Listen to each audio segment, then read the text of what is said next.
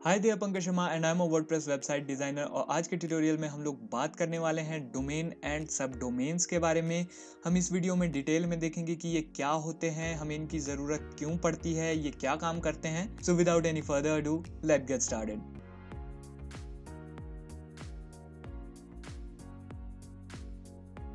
सबसे पहले हम लोग बात करके चलते हैं डोमेन की।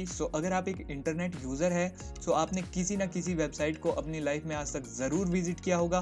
मैं बेसिकली कुछ पॉपुलर वेबसाइट्स के नाम लेकर चलता हूँ, such as Amazon, Flipkart, Facebook, Instagram, YouTube, any website. इन सभी वेबसाइट्स को विजिट करते हुए आपने अपने ब्राउज़र की एड्रेस बार में एक एड्रेस को ज़रूर नोटिस किया होगा, such as amazon.in, facebook.com। Basically यही जो एड्रेसेस है यही आपके वेबसाइट के एड्रेसेस होते हैं एंड यही कहलाते हैं आपके डोमेन नेम। आप इजीली अगर एक लाइन में मैं सम अप करूँ आप कह सकते हैं कि आपकी वेबसाइट का एड्रेस ही आपका डोमेन नेम होता है, दैट्स इट। लेकिन अब बात करते हैं और ज़्यादा डेप्थ में। हर एक डोमेन का एक आईपी एड्रेस होता है। आईपी बेसिकली स्टैंड करता है इंटरनेट प्रोटोकॉल के लिए। ये जो आईपी एड्रेस होता है ये कुछ क्रिटिकल नंबर्स के फॉर्मेट में होता है, बैच ऑफ नंबर्स होता है। और ये जो नंबर्स का ये बैच है ये बेसिकली काम क्या करता है, ये काम करता है एज अ स्ट्रीट एड्रेस। मतलब क्या कि ये इंटरनेट के ऊपर बताता है कि कौन सा डेटा किस कंप्यूटर पर पड़ा है, ताकि इंटरनेट के ऊपर इजीली डेटा को मैनेज किया जा सके और आपके डेटा तक इजीली पहुंचा जा सके। लेकिन जो आपके आईपी एड्रेसेस हैं, मैंने जैसे पहले भी कहा, ये कुछ नंबर्स के फॉर्मेट में होते हैं जो कि इजी टू रिमेंबर नहीं होते। अब आप ऐसे मान के चलो कि आपके पास जो मोबाइल फ़ोन है, अब आपको 100 लोगों के नंबर याद रखने हैं। वो आप लोगों के लिए बहुत ज़्यादा कॉम्प्लिकेटेड है। इस केस में आप क्या करते हो, आप सभी के नंबर के लिए कोई ना कोई नाम सेव कर लेते हो। सच एज आपकी मदर का नंबर है तो आप मॉम के नाम से, फादर का है तो डैड के नाम से, ऐसे सेव कर लेते हो। बेसिकली इंटरनेट की दुनिया में भी ऐसा ही है। ये आईपी एड्रेसेस बहुत ज़्यादा कॉम्प्लिकेटेड है याद रखने के लिए, ह्यूमन फ्रेंडली नहीं है। इसी केस में डोमेन नेम क्रिएट किया जाता है ताकि वो इजी टू रिमेंबर रहे और यूज़र डायरेक्टली आपका डोमेन नेम एंटर करके आपकी वेबसाइट तक पहुंच सके। जैसे ही मैंने टाइप किया amazon.in, मैं पहुंच जाऊंगा अमेजोन की वेबसाइट पे।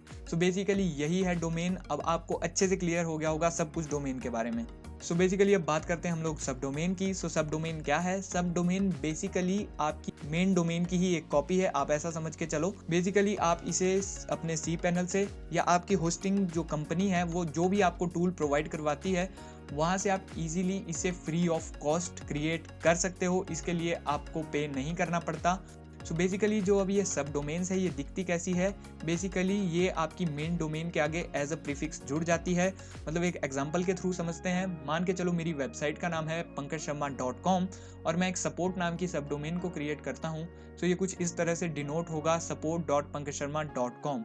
बेसिकली इसमें क्या हुआ, सब डोमेन जो थी, मैंने जो सब डोमेन का नाम रखा वो मेरी मेन डोमेन के नाम के आगे जुड़ गया और बेसिकली ये एक सब डोमेन क्रिएट हो गई। लेकिन अब मैं बात करके चलता हूँ इन सब डोमेन के यूज़ के बारे में। बेसिकली जो सर्च इंजन्स है आपके, वो इन्हें एज अ सेपरेट वेबसाइट देखते हैं। अब मैं ये बात क्यों कर रहा हूँ अभी आपको बताऊंगा। सेपरेट वेबसाइट देखते हैं मतलब टोटल सेपरेट वेबसाइट। अब बहुत से लोगों के मिथ होते हैं या डाउट्स होते हैं कि इससे आपको एसईओ बेनिफिट्स भी मिलते हैं आपकी मेन वेबसाइट के, लेकिन ऐसा पॉसिबल नहीं है। पॉसिबल इसलिए नहीं है क्योंकि सर्च इंजन को नहीं पता आपकी जो मेन वेबसाइट है और आपकी जो ये आपने सब डोमेन क्रिएट की है एक ही यूजर की है। बेसिकली सर्च इंजन इन्हें एज अ सेपरेट वेबसाइट्स लेके चलते हैं, इसलिए इसमें ना कोई एसईओ बेनिफिट्स ना ही आपके साइट्स मेन साइट्स के कोई क्रेडिट्स आपको मिलते हैं इस केस में। बेसिकली ऐसे ही काम करती है आपकी सब डोमेन। अब बात करके चलते हैं कि अगर ये एज अ सेपरेट वेबसाइट ही काम करती है इसके यूज़ केसेस क्या है। अब इसके मैं आपको 2-3 यूज़ केसेस बेसिकली बता के चलता हूँ, कुछ मैं एग्जांपल लेके भी चलेंगे। एक यूज़ केस इसका क्या हो सकता है आप किसी बहुत बड़े क्लाइंट के साथ काम कर रहे हैं एंड उस केस में क्या है कि उस क्लाइंट के पास पहले से ऑर्गेनिक ट्रैफिक है। हो सकता है आप किसी वेबसाइट को रीडिज़ाइन कर रहे हैं एंड उस वेबसाइट के लिए पहले से ऑर्गेनिक ट्रैफिक था। अब आप नहीं चाहते जो आपका ऑर्गेनिक ट्रैफिक है वो आपका अनफिनिश्ड वर्क देखे।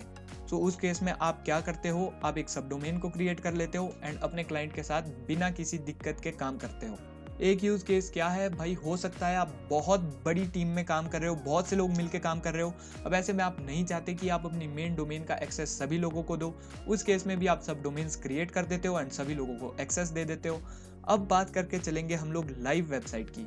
कि लाइव वेबसाइट्स में इनका यूज़ कहाँ होता है। सो बेसिकली लाइव वेबसाइट्स में इनका यूज़ वहाँ होता है जहाँ पर आपका जो कंटेंट है, आपकी जो ऑडियंस है, वो आपकी मेन वेबसाइट से सेपरेट होने जा रही है। बेसिकली आपको ऐसे थोड़ा कॉम्प्लिकेटेड लगेगा, मैं एक लाइव एग्जांपल के साथ चलता हूँ। हम लोग लाइव एग्जांपल लेके चलते हैं अमेज़न की वेबसाइट का। अब अमेज़न की वेबसाइट का सभी को पता है कि बेसिकली ये एक ई-कॉमर्स प्लेटफॉर्म है जहाँ पर आप शॉपिंग कर सकते हो, राइट?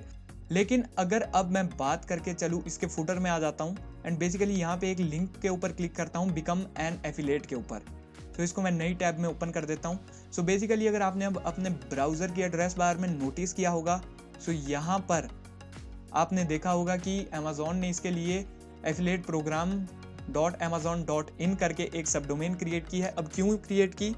यहाँ पर ये आपको ऑफर क्या कर रहे हैं, यहाँ पर ये आपको ऑफर कर रहे हैं कि एज अ एफिलिएट मार्केटर आप इनके साथ सेलर बन जाओ एंड अपनी मेन वेबसाइट पे आपको ये ऑफर कर रहे थे कि आप इनसे प्रोडक्ट्स परचेज करो।